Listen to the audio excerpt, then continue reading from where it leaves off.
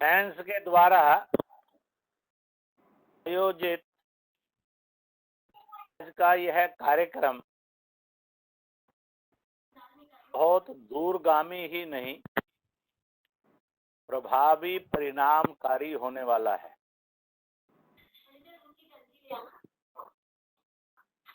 चीन जो विश्व के पटल पर एक अलोकतांत्रिक, मानवीय शक्ति के रूप में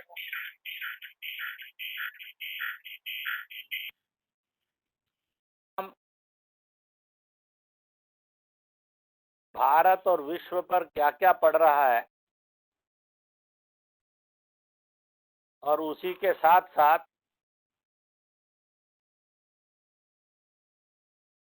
सबके चिंतन के लिए क्या विषय उभर रहे हैं, यह भी साफ दिखाई देता है।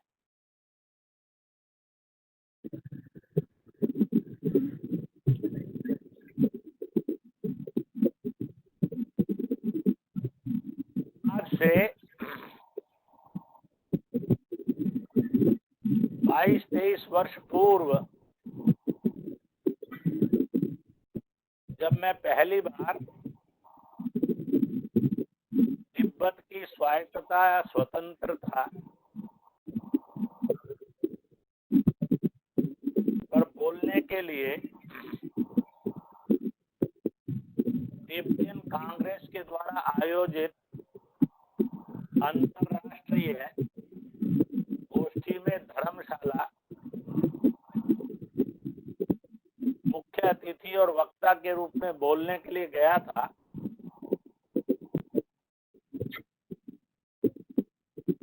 तो मैंने प्रारंभ की पंक्ति ही ये बोली थी, चीन चार दीवारी, बाकी सब उसका विस्तारवाद और कब्जा है। ये चार दीवारी के अंदर का चीन चीन है, बाकी सब चार दीवारी से बाहर जो भी है वह उसका कब्जा है। क्या कब्जे को मान्यता देनी चाहिए कि ये चीन है, या ये बोलना चाहिए कि यह चीनी विस्तारवाद, अधिनायकवाद का क्रूर चेहरा है।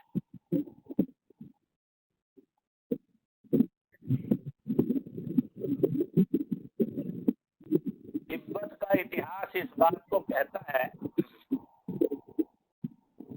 आज से 5200 साल पहले जो महाभारत का युद्ध लड़ा गया, उस समय एक राजा अपनी कुछ सेना के साथ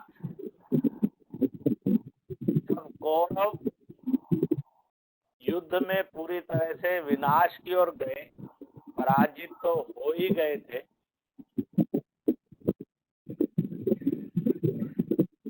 उनमें से एक राजा जो पराजित राजाओं में था,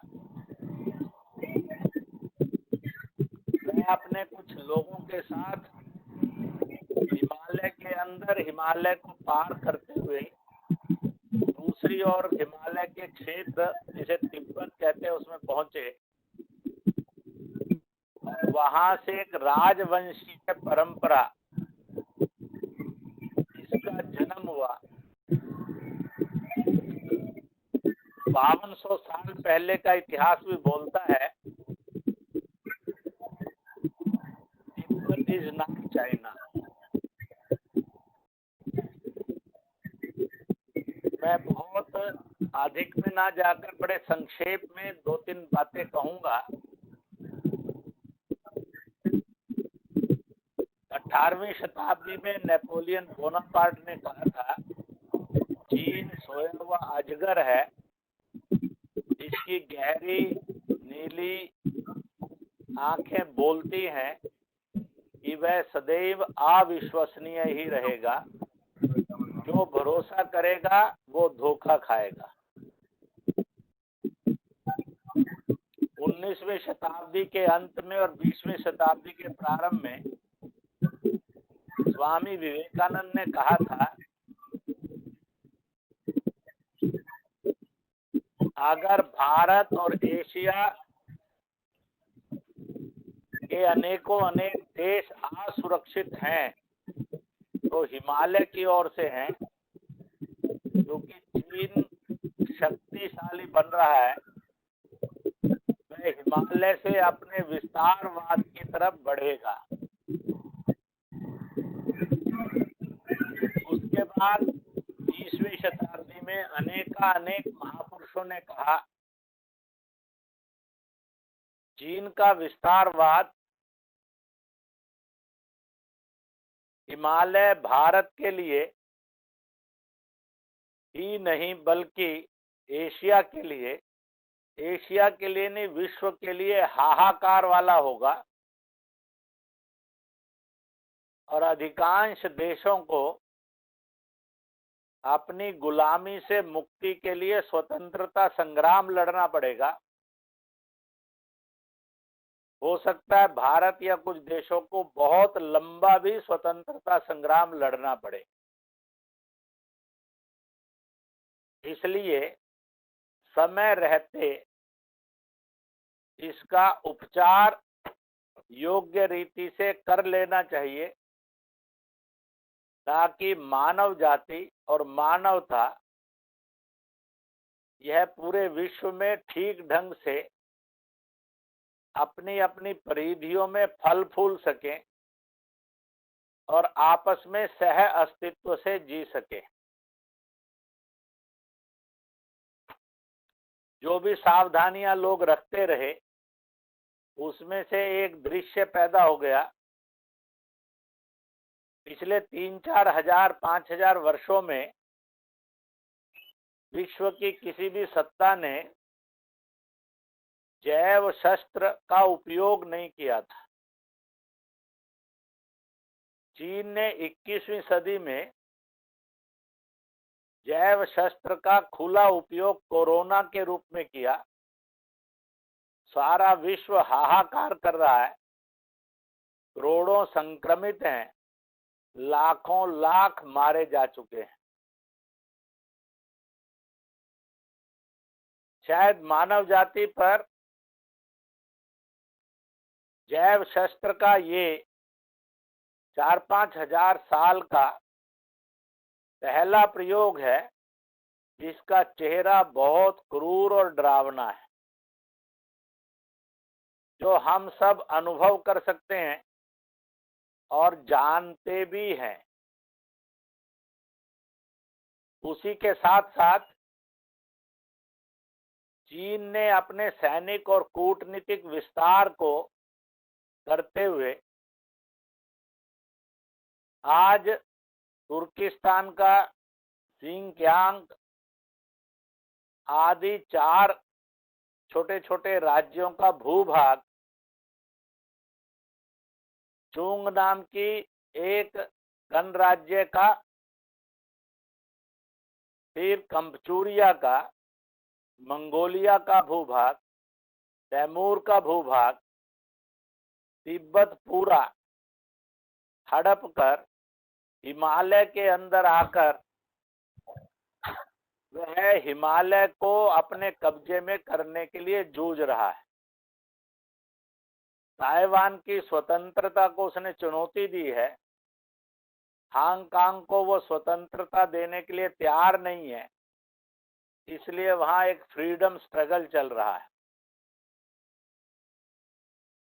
उसने दक्षिणी सागर को दक्षिण चीन सागर कहना शुरू कर दिया, जबकि इसका पूर्व नाम शताब्दियों तक पूर्वी सागर और मलय सागर रहा है।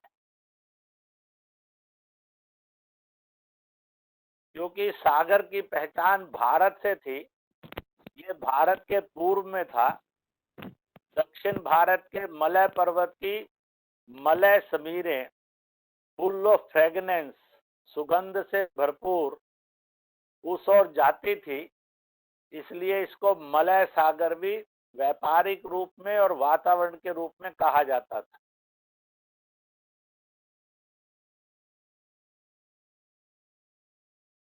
बौद्धिक जगत के अंदर भी, राजनीतिक जगत में भी, कूटनीतिक जगत में भी कभी कभी सत्य के साथ खिलवाड़ होता है।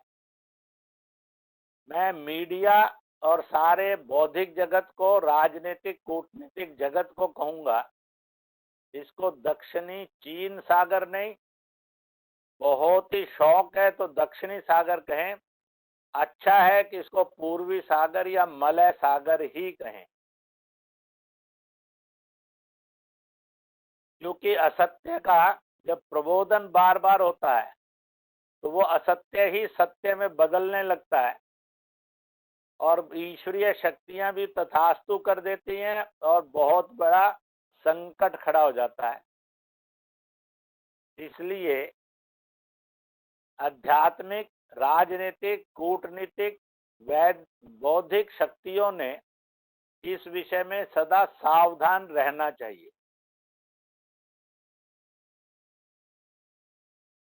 1962 में 59 तक तिब्बत हड़पने के बाद हिमालय पर चीन आक्रांता बना और उस समय में एक गैर सरकारी मानचित्र तिब्बत चीन से प्रकाशित हुआ, बंटता था लोगों में। शरीर पर चीन लिखा है, दाएं कंधे पर बीजिंग लिखा है, ड्रैगन और सर्प के रूप में दाईं बाजू फैलती है और हिमालय पर रुकती है, तिब्बत है। इतना ही नहीं तो उसी के साथ साथ जो बाकी हथेली और उंगलियों पर है, संपूर्ण हिमालय तिब्बत सहित उसका है। एक उंगली पर नेपाल है, एक पर भूटान है, एक पर अरुणाचल है, सिक्किम है, और यह जो पीओजे के लद्दाख, कश्मीर, लाहौल स्पीति, किन्नौर, उत्तराखंड का भूभाग, ये सब चीन कहता हमारे हैं। जब चीन कमजोर हुआ तो उस वहां के देशों और जनता ने इनको स्वतंत्र घोषित कर लिया और इस पर नाजायज कब्जा है, अवैध कब्जा है। और चीन का यह नैतिक धर्म है, चीनी जनता का, कि इन कब्जों से अपने भूभाग को खाली करवाए।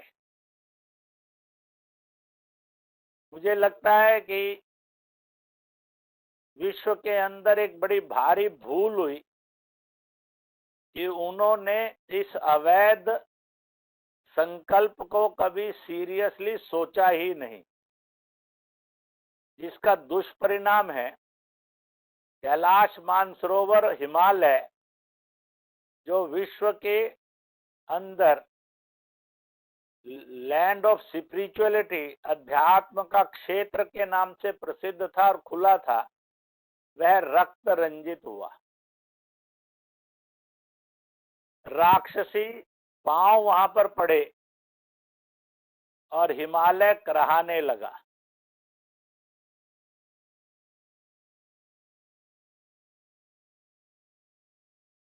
आज नेपाल को उसने, वहां की कम्युनिस्टिक सरकार,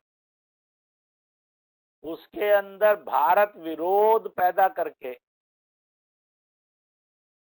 नेपाल और नेपाली को आपने गुलामी के बंधन में बांधने का काम शुरू कर दिया है। पाकिस्तान का भारत विरोध का उपयोग करते हुए उन्होंने पाकिस्तान को भी कब्जाने का रास्ता खोज लिया है। विकास की योजनाओं के नाम पर बांग्लादेश, म्यांमार और श्रीलंका में भी वो अपने विस्तारवाद को मालदीव में स्थापित करने के लिए जी जान कोशिश कर रहा है। व्यापार का बड़ा केंद्र यूरोप से एशिया तक, उस सागर, मलय सागर पर भी अपना कब्जा सैनिक शक्ति और कूटनीति से कर रहा है। जापान से भी वो भिड़ गया है। अर्जेंटीना से भी भिड़ गया है, अमेरिका से भी भिड़ गया है। जैसे वो दुनिया को चुनौती पर चुनौती देते जा रहा है। इसलिए एक विश्व के सब लोगों की प्राथमिकता बननी चाहिए, मानवता कराहे नहीं, मानव जाति गुलामी के शिकंजे में जकड़ी नहीं जाए, भूगोलों की अपनी स्वतंत्रता कायम रहे।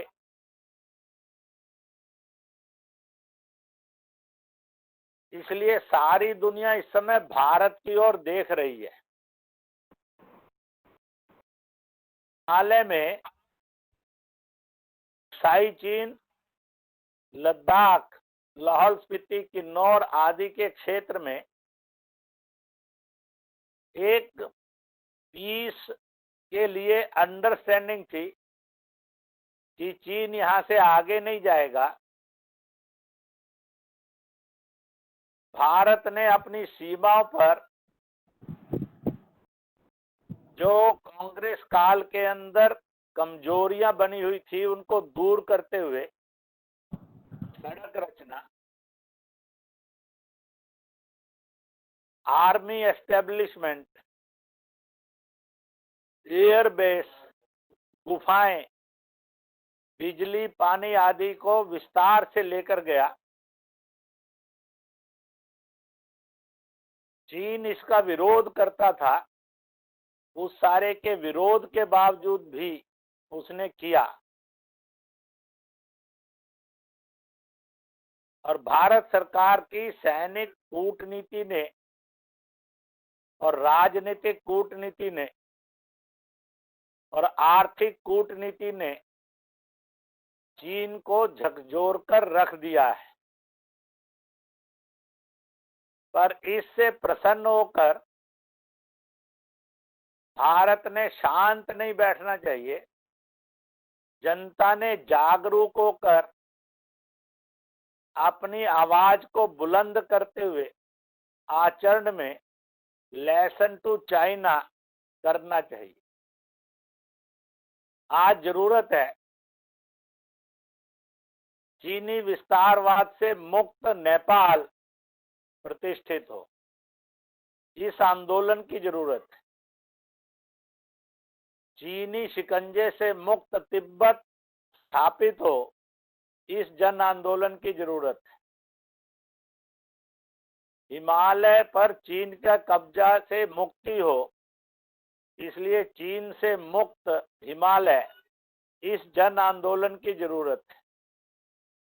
और इसी के साथ साथ तिब्बत की, चुंग राज्य की या फिर जिन जिन देशों के भूगोल चीन ने कब्जे में किए हैं, हांगकांग के आंदोलन को भी कहीं ना कहीं समर्थन देने की जरूरत है। उस पर चुप रहना यानी विनाश को और गुलामी का निमंत्रण है। अगर ये सोचेंगे चीन प्रसन्न हो जाएगा, थोड़ा नियंत्रण में रहेगा, तो यह भूल होगी। इसलिए इस भूल में फंसना नहीं चाहिए। जब हांगकांग के अंदर चीन का शिकंजा कसना शुरू हुआ, तो मैंने तो उस समय भी कहा था, अगर दुनिया के ताकतें चुप रही तो यह संकट उनकी तरफ भी बढ़ेगा। और वही हुआ। इसलिए we should support the independence of Hong Kong as a country, ये जरूरी है। सागर चीन के कब्जे से मुक्त होना चाहिए, ये भी आंदोलन चाहिए। मुझे ये लगता है आज के इस कार्यक्रम से एक संपूर्ण जागृति का जन आंदोलन अलग अलग रूप से अलग अलग समूहों में कैसे बने, यह बौद्धिक जगत ने, जागरूक जगत ने चुनौती को स्वीकार करके समूहों में लामबंद होकर इसका शंखनाद करना चाहिए।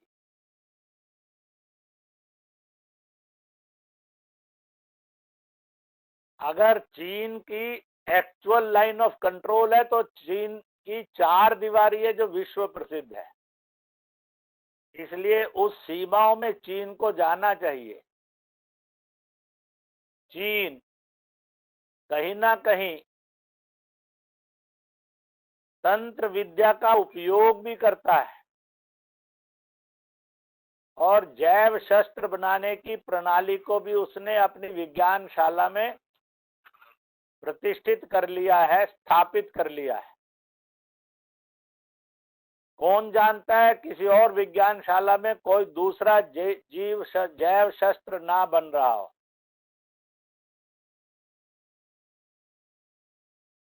चीन में ये साहस नहीं है कि वो अपने मृत सैनिकों की संख्या और नाम की सूची घोषित करे,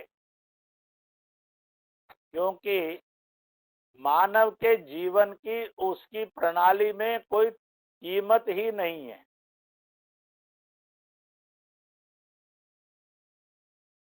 जैसे जीव जंतु होते हैं वो जिंदा और मरे खाए जा सकते हैं, ऐसे ही मनुष्य को भी चीन इसी रूप में ही जानता, देखता और पहचानता है।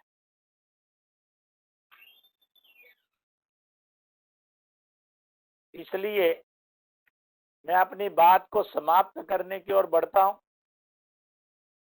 अनेक वक्ताओं को इस कार्यक्रम में, तरंग सम्मेलन में बोलना है, इसलिए वो अलग अलग ढंग से इस विषय पर अपने अपने विचार रखेंगे। कोरोना को हराने में विश्व में भारत ने अहम भूमिका निभाई है। महामारी के विरुद्ध योद्धा शक्ति, महामारी के विरुद्ध चिकित्सीय शक्ति, महामारी के विरुद्ध सारे विश्व की एकजुटता करके उसमें कॉन्सोलेशन, और इस चीन की ताकत के विरुद्ध आर्थिक बहिष्कार, सैनिक रूप के अंदर टीच द लेसन। इसलिए विश्व आज भारत के साथ लामबंद होता हुआ दिख रहा है, और ये केवल भारत की और भारतीय समाज की धर्मों से, जातियों से, जेंडर से ऊपर उठकर एकजुटता का तो संघर्ष है ही, परंतु यह एशिया के सर्व देशों और विश्व के सर्व देशों और सभ्यताओं के द्वारा किया जाने वाला संग्राम है। यह युद्ध की विभीषिका में ना बदले, उससे पूर्व सावधान होकर चीन के विस्तारवाद को, चाहे आर्थिक रूप हो, चाहे कूटनीतिक सैनिक हो, चाहे जीव शस्त्र के रूप में हो, आदि के रूप में हो, उन सब पर लगाम लगाने के मार्ग खोजना और उसके लिए समाज में एक व्यापक जन जागरण लाना, यह इस समय के कुछ वर्षों की बड़ी प्राथमिक आवश्यकता है। आत्मनिर्भरता में भी वह चीज चाहिए कि जिससे मानव जाति और मानवता फल फूल सके। कूटनीतिक सैनिक समर में भी ऐसी दृष्टि चाहिए कि जिससे विश्व की ताकतें एकजुट होकर इस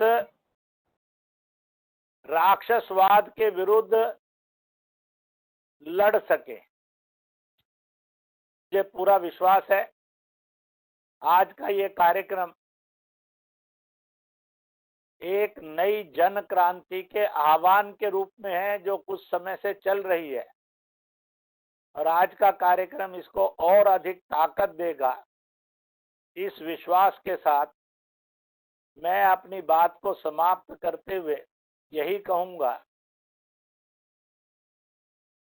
कि आवश्यकता आ गई है, जागृत हों, लिखें भी, बोलें भी और करें भी। जागृत हों एकजुट होने के लिए, जागृत हों आराम करने के लिए नहीं, काम करने के लिए। जागृत हों श्रम के द्वारा कुछ समर्पण और बलिदान की आवश्यकताएं पड़ेंगी तो वो भी करेंगे।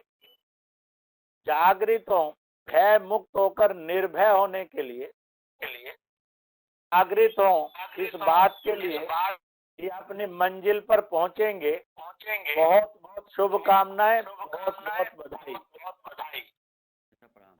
धन्यवाद भाई साहब।